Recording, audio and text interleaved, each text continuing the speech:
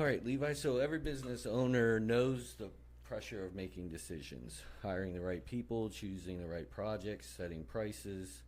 Um, share us, share with us an experience you had with keeping God in the forefront of your decision making.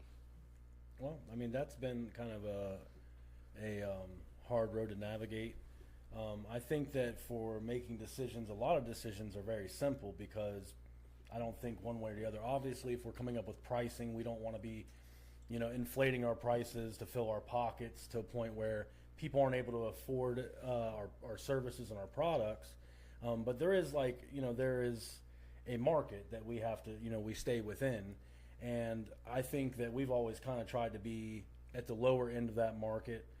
We also, I believe that if you have a really good product and you're using your gift, that you should get, paid for your product. So when it comes in that area, I kind of just lean towards what the rest of everybody's doing and then be open to, like for example, we had a customer that was newly widowed and one of her husband's last requests was to get a deck built, and they wanted composite, but they were budget friendly, budget conscious, and we just worked the best price we could, to adjust for that so that she could get the composite deck versus the wood deck because we just believe in the product, and that's what she wanted to begin with. So there's all these different strategies that are very, kind of heart guided where, like pricing is one thing. It's like there's a market. Let's try to be honorable. Let's try to get people our product. We want to be able to get in front of people. We want to be able to not have people obviously saying we're charging too much. And Sure.